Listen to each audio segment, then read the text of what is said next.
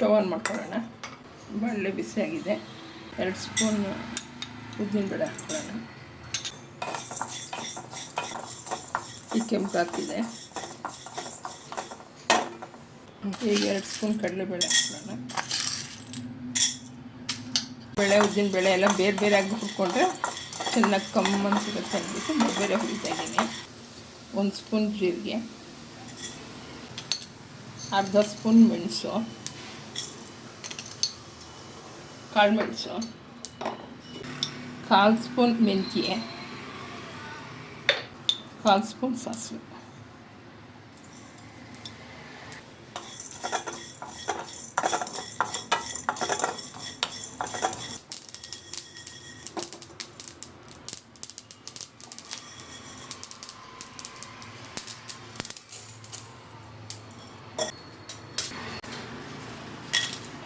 ಆರು ಮೆಣಸಿನ್ಕಾಯಿ ಹಾಕೊಳ್ಳೋಣ.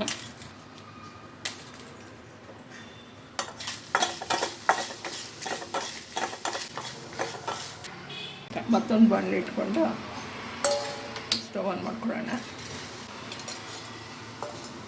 ಎಣ್ಣೆ ಒಂದು 3 ಸ್ಪೂನ್ ಹಾಕೊಳ್ಳೋಣ.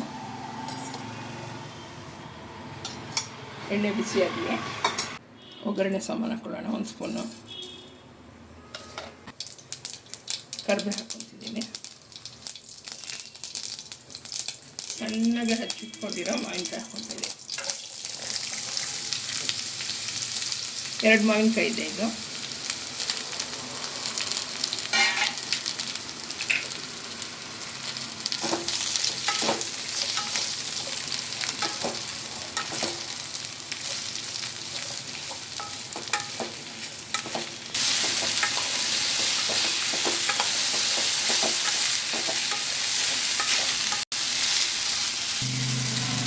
ಮಾವಿನಕಾಯಿ ಮುಳುಗೋಷ್ಟು ನೀರು ಹಾಕೋಣ.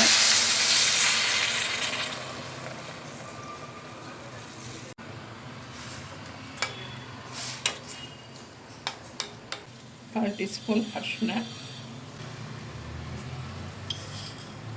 2 ಸ್ಪೂನ್ ಉಪ್ಪು ಹಾಕಿ ಕಲಿಸ್ಬಿಟ್ಟು ಮುಚ್ಚಳ ಹಾಕೊಳ್ಳೋಣ. ಮಾವಿನಕಾಯಿ ಬೇಯಬೇಕಿದು.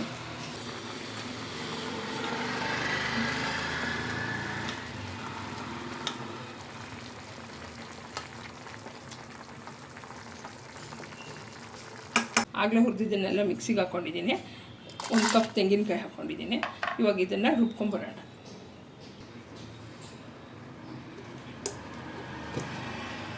ಮಾವಿನಕಾಯಿ ಬೆಂದಿದೆ, ಕಲರ್ ಚೇಂಜ್ ಆಗಿದೆ. ಈಗ ರುಬ್ಬಿದ ಮಸಾಲೆ ಹಾಕ್ಕೊತಾ ಇದ್ದೀನಿ.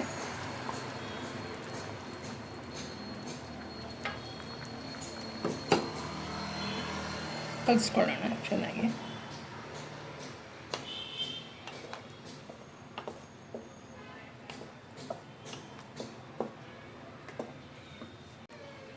ಕಾಲು ಕಪ್ ಬೆಲ್ಲ ಹಾಕ್ಕೊತಾ ಇದ್ದೀನಿ.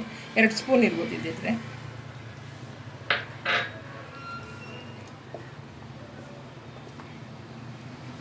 ಚೆನ್ನಾಗಿ ಕುದಿಬೇಕಿದೆ. ಆ ಮಸಾಲೆ ವಾಸನೆ ಹೋಗೋವರೆಗೂ ಕುದಿದೆ. ರುಚಿ ಇದೆಯಾ, ಉಪ್ಪು ಖಾರ ಎಲ್ಲ ಸರಿ ಇದೆಯಾ, ಬೆಲ್ಲ ಸರಿ ಇದೆಯಾ ಅಂತ ಒಂದು ಸಲ ರುಚಿ ನೋಡ್ಕೊಂಬಿಡಿ.